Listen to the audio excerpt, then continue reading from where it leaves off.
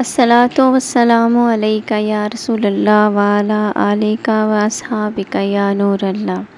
جیسا کہ آپ جانتے ہیں کہ تاریخ کربلا آپ کے ساتھ شیئر کی جا رہی ہے اور آج اس کی تیسری قسط ہے۔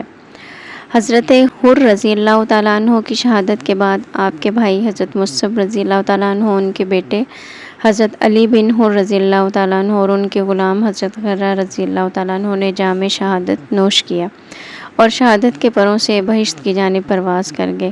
ان چار احباب کی شہادت کے بعد امام کل حسین علیہ السلام نے ان تمام اتمام حجت کے لیے خطبہ ارشاد فرمایا، مگر ان عقل کے اندھوں کو کوئی حیا نہ آئی اور وہ ذلت میں گرفتار رہنے پر آمادہ رہے۔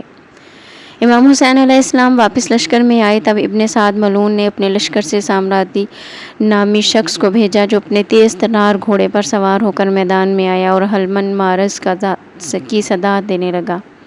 اس موقع پر حضرت زبیر بن حسان اسدی رضی اللہ تعالیٰ عنہ نے خدمت امام حسین علیہ السلام میں عرض کی، یا سیدی، آنے والا شخص صف شکن اور جنگجو ہے، لہٰذا مجھے اجازت عنایت فرمائے۔ امام حسین علیہ السلام نے اجازت مرحمت فرمائی۔ حضرت زبیر بن حسان رضی اللہ تعالیٰ عنہ جب میدان میں تشریف لائے تو سامر زادی نے کہا، اے میدان جنگ کے شہ سوار، اے بہادر انسان، تجھے حیا نہیں آئی کہ تو اپنے اہل و عیال کو چھوڑ کر حسین ابن علی علیہ السلام کو تقویت دینے آ گیا ہے؟ حضرت زبیر بن حسان رضی اللہ تعالیٰ عنہ نے فرمایا، اے بزدل، شرم و حیا تو تجھے آنی چاہیے تھی کہ رسول صلی اللہ علیہ وآلہ وسلم کی اہل بیت پر تلوار اٹھاتا ہے اور آخرت میں دنیا کو ترجیح دیتا ہے۔ سامر ازدی دوسری بات کرنے وہی والا تھا کہ جناب زبیر ازدی نے اس کے منہ پر نیزہ دے مارا، جو اس کی گدی سے پار ہو گیا اور وہ اسی وقت گھوڑے سے گر کر جہنم رسید ہو گیا۔ جناب زبیر نے ابن سعد کے لشکر کے پاس جا کر نعرہ لگایا اور کہا، اے اہل عراق، کون ہے جو میرے مقابلے میں آئے؟ کون ہے جو میرا مقابلہ کرے؟ یزیدی لشکر کے افراد جناب زبیر سے خوفزدہ ہو گئے اور کوئی مقابلہ کے لیے تیار نہ تھا۔ ابن زیاد ملعون نے اہل لشکر کو ڈانٹتے ہوئے کہا کہ یہ کیسی بزدلی ہے جو تم نے اختیار کی ہے؟ تب ایک نصر بن کعب نخفی نامی شخص میدان میں آیا اور اس نے حضرت زبیر ازدی کے قریب آ کر کہا، اے شجاع انسان، تو نے خود کو نعمتوں سے الگ کر لیا ہے اور اپنے رشتہ داروں کا ساتھ چھوڑ دیا۔ میرے ساتھ آ، تجھے امیر ابن زیاد کے پاس لے جاؤں اور تیری زندگی کو خارزات سے نکالوں۔ حضرت زبیر ازدی رضی اللہ تعالیٰ عنہ نے فرمایا، اے ملعون، ابن زیاد کی غلامی میں بدعت کے کانٹے دین کے مبارک دامن میں الجھ جاتے ہیں اور امام حسین سلام اللہ علیہ کے دامن سے گلستان معرفت نصیب ہوتا ہے، اور میں اس وقت آپ ہی کی محبت کے گلشن منبر سے گلہائے مراد چن رہا ہوں۔ اس کے ساتھ ہی حضرت زبیر ازدی رضی اللہ تعالیٰ عنہ نے اچانک اس پر حملہ کر دیا اور صحرائے عدم میں دھتکار دیا۔ نصر کا بھائی صالحہ ڈینگے مارتا ہوا میدان میں آیا اور دوران جنگ اس کا پاؤں اسی کے گھوڑے کی رکاب میں پھنس گیا اور وہ اپنے ہی گھوڑے کی سموں تلے روندا گیا۔ پھر نصر کا بیٹا کعب میدان میں آیا، ابھی وہ اپنی سانس سے درست ہی کر رہا تھا کہ جناب زبیر ازدی نے اس کی ناف پر وار کیا، نیزے کی پشت سے وار کیا اور اسے پار کر دیا، اور پھر حضرت زبیر ازدی نے ایک جھنڈ پر حملہ کر کے کئی نامرادوں کو داروغہ جہنم کی طرف پھینک دیا۔ ابن سعد ملعون نے چال چلی اور 300 افراد کو مختلف مقامات پر تعینات کر کے ایک شخص کو جنگ کے لیے بھیجا جس کا نام حجر بن حجاز تھا۔ اس نے کہا کہ میں تیرے ساتھ جنگ نہیں بلکہ تجھے نصیحت کرنے آیا ہوں، مگر حضرت زبیر ازدی رضی اللہ تعالیٰ عنہ نے اس کو فرمایا کہ میں ابن زیاد ناہنکار کو کیا سمجھتا ہوں، اور وہ لوگ جنہوں نے حکومت کی باغ دوڑ اس کے ہاتھ میں دے رکھی ہے، جو سب کے سب بد نصیب ہیں۔ حجر بن حجاز خاموشی سے آگے بڑھنے لگے، ہچکچایا تو حضرت زبیر ازدی نے اس پہ حملہ کر دیا اور وہ میدان جنگ چھوڑ کر بھاگ گیا، اور جناب زبیر نے اس کا تعاقب کیا اور گھوڑا اس کی طرف دوڑایا۔ کچھ آگے جا کر 100 سواروں نے آپ پر حملہ کر دیا اور آپ لشکر کی پرواہ کیے بغیر اس کا پیچھا کرتے رہے۔ کچھ ہی دور جا کر دوسرے اور تیسرے جھنڈ نے بھی حضرت زبیر ازدی پر حملہ کر دیا۔ آپ نے اپنا آپ جاری رکھا اور کئی ملعونوں کو حضرت اسرائیل کے سپرد کیا۔ جب آپ 300 سواروں میں گھر گئے تو شیعت بن ربی نے آپ کے کندھے پر نیزے کا وار کیا، جس سے آپ کی ذرہ کٹ گئی اور نیزہ آپ کے کندھے سے پار ہو گیا۔ تب جناب زبیر ازدی نے تلوار نکالی، چونکہ آپ کئی افراد میں گھرے ہوئے تھے تو آپ کو کافی شدید زخم بھی لگ چکے تھے۔ حضرت امیر المومنین امام علی مرتضیٰ علیہ السلام کے غلام حضرت سعد نے 10 سواروں سمیت اس جھنڈ پر حملہ کیا اور وہاں سے جناب زبیر اسدی کو باہر نکالا۔ جب زبیر اسدی کے جسم پر بہت سے تیروں اور تلواروں کے زخم تھے اور مسلسل خون رواں تھا، وہ اس حالت میں امام حسین سلام اللہ علیہ کے قریب آئے گئے تو حضرت زبیر رضی اللہ تعالیٰ عنہ کے سرانے کھڑے ہو گئے۔ کچھ لمحوں کے بعد انہوں نے آنکھوں کو کھولا تو امام کل سلام اللہ علیہ کو اپنے سرہانے دیکھا تو سر مبارک مولا کل سلام حسین علیہ السلام کے قدموں میں رکھ دیا اور اپنی جان ان کے قدموں میں قربان کی، جو باعث ایجاد العالمین اور 5ویں عشاقان خداوندی میں پہلی صف میں موجود ہیں۔ انا للہ و انا الیہ راجعون۔ امام علی مقام امام حسین علیہ السلام کے قربہ میں سب سے پہلے حضرت عبداللہ بن مسلم السلام اللہ علیہ آپ کی خدمت میں حاضر ہوئے اور مقابلے کی اجازت طلب کی۔ امام حسین علیہ السلام نے فرمایا، اے بیٹے، ابھی تیرے باپ کا غم جدائی ختم نہیں ہوا تو آپ مجھے اور دشت ہجرہ میں نہ بھیج اور اپنی والدہ کو ساتھ لے کر چلا جا، ان سب کی نظریں مجھ پر ہیں۔ حضرت عبداللہ بن مسلم علیہ السلام نے عرض کی، اے ابن رسول اللہ، آپ کو اس رب کی قسم جس نے آپ کے نانا جان کو حق کے ساتھ محبوس فرمایا، مجھے میدان جنگ میں جانے دیں اور جنگ سے نہ روکیں تاکہ میں آپ کی خدمت میں اپنے باپ کا درجہ حاصل کر سکوں۔ امام کل علیہ السلام نے اجازت دی تو حضرت عبداللہ بن مسلم علیہ السلام میدان جنگ کی طرف روانہ ہوئے اور ابن زیاد کے قدامہ بن اسدی فرازی کو ان کے مقابلے میں بھیجا، جو کہ ایک شاطر جنگجو تھا۔ اس نے کئی داؤ پیچ چلائے مگر ہاشمی جوان نے تلوار اس کے چہرے پر ماری اور اس کو فنار کیا۔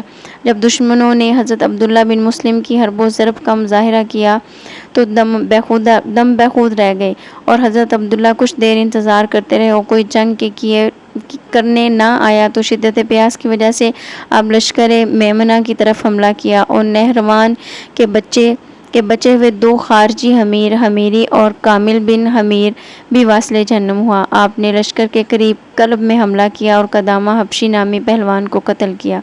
بعد ازاں آپ نے امام علی مقام کی خدمت میں حاضری کا ارادہ کیا تو دشمنوں کے پیادوں نے آپ کا راستہ روک لیا اور خدائے دمشقی نے اچانک ان کے عقب کی طرف سے حملہ کیا اور ان کے گھوڑے کی ٹانگیں کاٹ ڈالی۔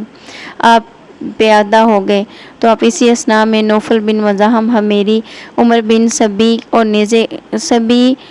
نیزے کے وار سے آپ رضی اللہ تعالیٰ عنہ کو شہید کر دیا۔ انا للہ و انا الیہ راجعون۔ حضرت عبداللہ بن مسلم علیہ السلام کے چچا حضرت جعفر بن عقیل علیہ السلام نے اپنے بھتیجے کو خون میں غلطاں دیکھا تو شدت غم میں آپ نے امام حسین علیہ السلام سے اجازت طلب کی اور آپ میدان جنگ میں پہنچ گئے۔ اس ہاشمی صفدر کے سامنے جو بھی آتا اسی وقت آپ کی جان و جہان کی شاخ سمریار ہو جاتی اور آپ کی ضرب تیغ سے اس کا ستیہ ناس ہو جاتا۔ جب وہ تمام ملعون ناکام ہو گئے تو انہوں نے چاروں طرف سے گھیر کر وار کرنے شروع کر دیے۔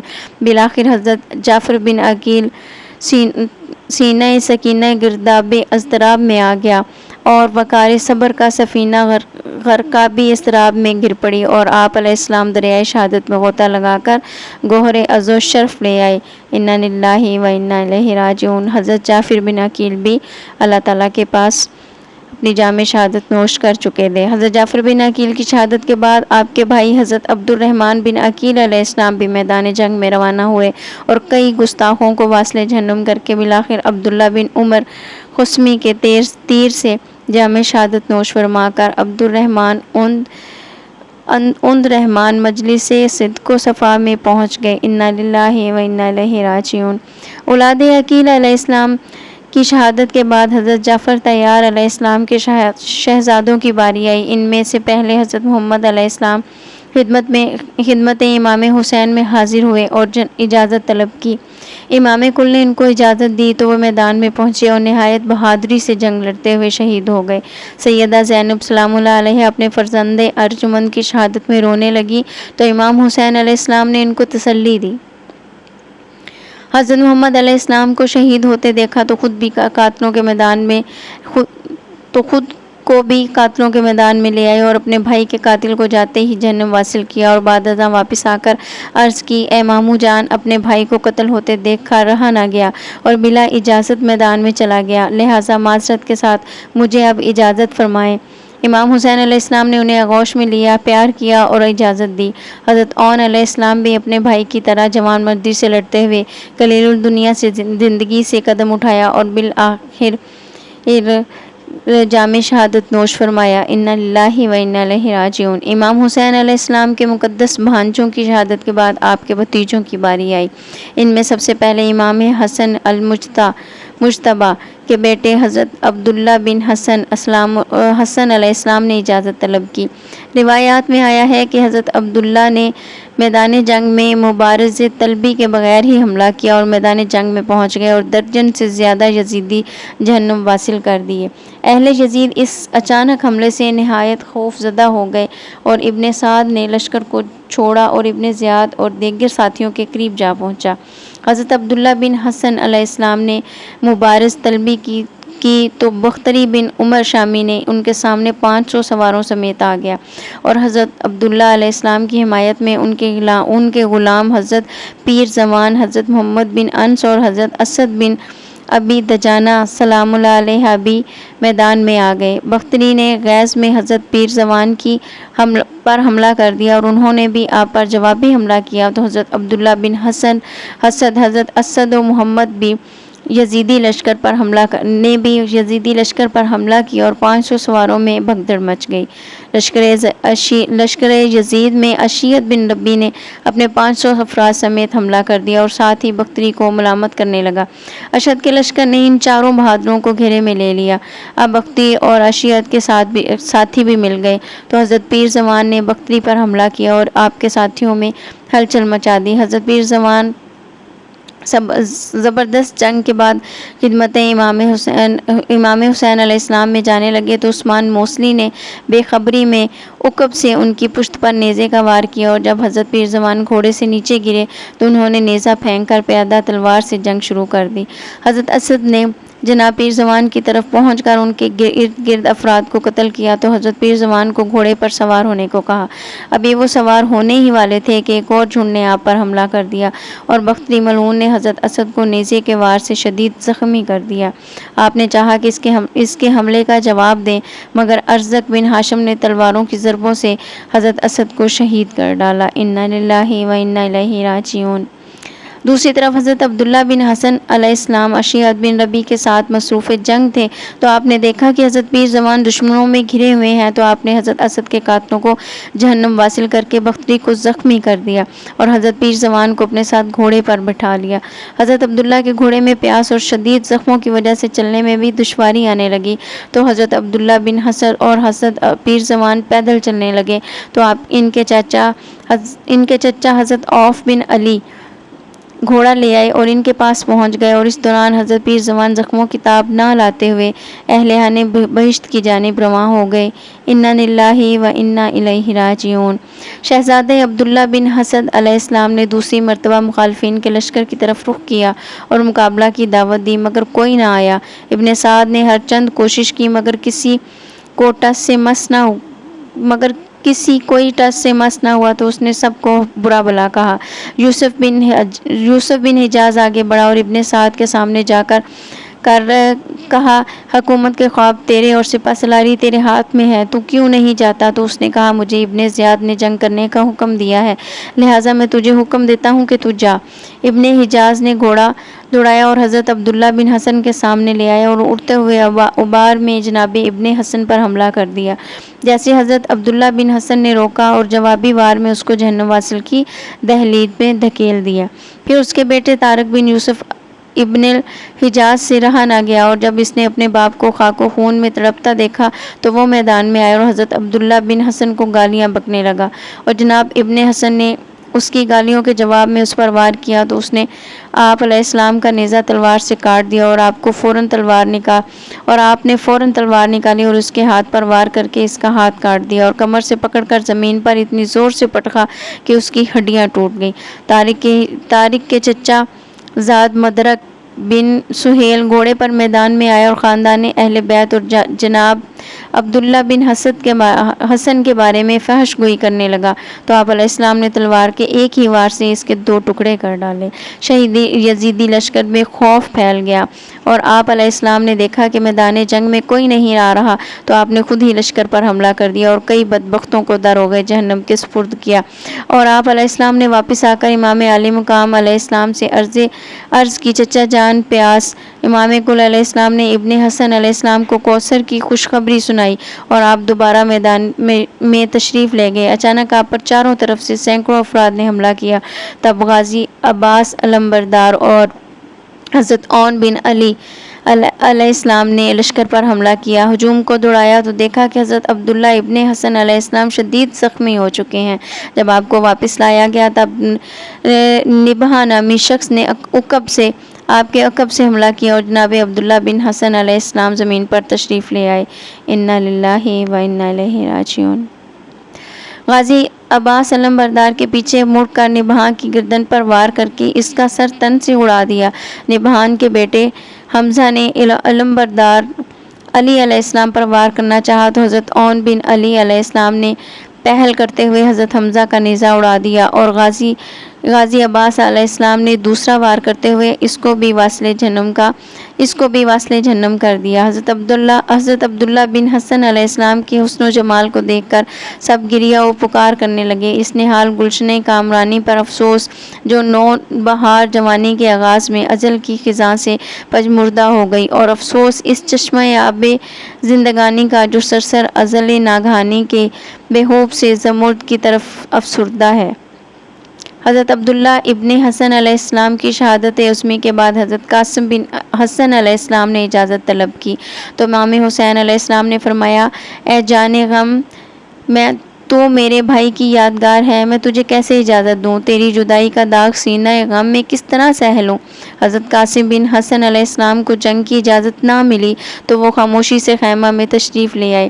اچانک انہیں یاد آیا کہ ان کو ان کے بابا مولا حسن المجتبی علیہ السلام نے ایک بازو پر تعویذ باندھا تھا اور ساتھ نصیحت فرمائی تھی کہ جب بھی شدید غم کا سامنا ہو تو یہ تعویذ کھول کر پڑھ لینا۔ آپ نے تعویذ کھولا جس میں لکھا تھا کہ جب بھی آپ کے چچا حسن علیہ السلام کو مشکلات کا سامنا ہو تو ان کا ورد کربلا میں ہو اور تو اپنا سر ان کے قدموں میں رکھ دینا۔ حضرت قاسم بن حسن علیہ السلام نے وصیت اپنے مقدس چچا حسین علیہ السلام کو دکھائی تو امام کل علیہ السلام کے فراق کی بردار میں رونے لگے اور جنگ کی اجازت عطا فرمائی اور جناب قاسم علیہ السلام میدان میں جا پہنچے۔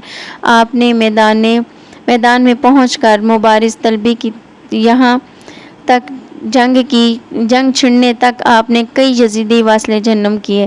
بعد ازاں جب آپ کے قریب کوئی نہ آیا تو آپ نے لشکر کے قریب قلب پر حملہ کیا اور کئی صفوں کو چیرتے ہوئے ابن سعد کو للکارا اور فرمایا، اے ابن سعد، تو نے بہت سے رفقائے اہل بیت اور ہاشمیوں کو شہید کروایا، اب بھی وقت ہے ہم سے ہاتھ اٹھا لے اور اپنی غلطیوں پر نادم اور توبہ کر لے۔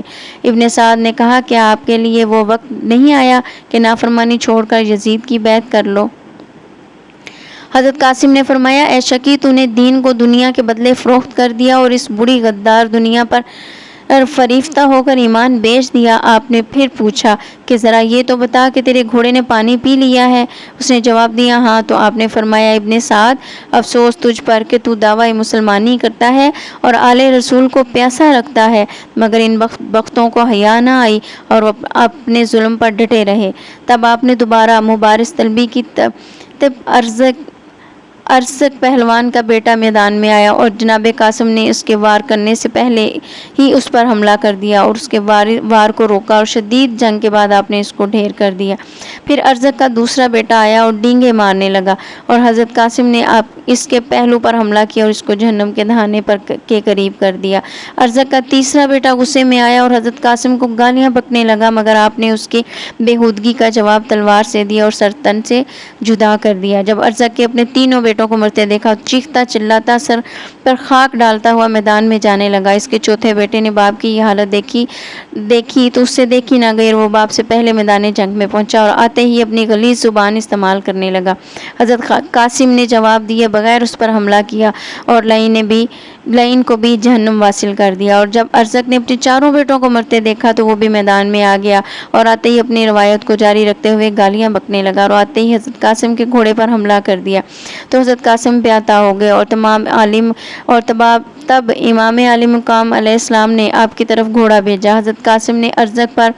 اس نے حضرت قاسم پر کئی حملے کیے مگر حضرت قاسم کمال مہارت سے ارزق کی تلوار چھین لی اور فرمایا اب میں تیری ہی تلوار سے تجھے قتل کروں گا، اور فرمایا تو ایک سپاہی ہے، کیا تیرے لیے جائز ہے گھوڑے پر سوار ہوتے وقت اس کی ذہن کا خیال نہ کرے جو ان قریب گرنے والی ہے۔ ارزق نے جھک کر دیکھنا چاہا کہ آپ علیہ السلام نے اس کے جسم کے درمیان میں تلوار مار کر ایسا کاٹا کہ 2 ٹکڑے ہو گئے۔ لشکر یزید میں واویلا ہوا اور حضرت قاسم امام عالی مقام کی بارگاہ میں آئے اور پیاس کی شکایت کی تو امام عالی مقام نے ارشاد فرمایا کہ جلد ہی تو نے اپنے جد امجد کی طرف سے پانی پینا ہے اور اس دنیاوی پیاس سے چھٹکارا پا لینا ہے۔ حضرت قاسم دوبارہ میدان میں آ گئے اور ابن زیاد بدنہار کے پرچم پر نظر ڈالی تاکہ اس پرچم کو گرا سکے، اور آپ نے کمال بہادری سے لشکر پر حملہ کیا اور لشکر میں گھس گئے۔ سواروں اور پیاروں نے آپ کے گرد جمع ہونا شروع کر دیا اور کئی شدید حملے کر دیے جس کی وجہ سے آپ شدید زخمی ہو گئے اور آپ کا گھوڑا گر گیا، اور سید شیس بن سعد ملعون نے آپ علیہ السلام پر نیزے کے وار کیے اور آپ زمین پر تشریف لے اور فرمایا یا چچا جان ادرکنی۔ امام حسین علیہ السلام گھوڑے پر سوار ہو کر میدان کی طرف آئے۔ امام علی مقام کے پہنچنے تک ان ملعونوں نے حضرت قاسم علیہ السلام کے جسد مقدس کی خاک بے حرمتی کی اور شہزادے کے جسم کے کئی ٹکڑے کر ڈالے۔ مدینہ والے جو کہلاتے تھے اب ہیں کربلا والے۔ ہائے وہ عجب منظر کہ جب امام حسین علیہ السلام اپنے بھائی کی نشانی کے جسد مقدس کے ٹکڑے اکٹھے کر رہے تھے اور ابن حیدر کرار علیہ السلام مقام رضا کے عظیم درخشاں ستارے میدان کربلا اس شہزادے کے جسد مقدس کے ٹکڑے اٹھا رہے تھے جس کا حسن و جمال لائق آفرین تھا۔ انا للہ و انا الیہ راجعون۔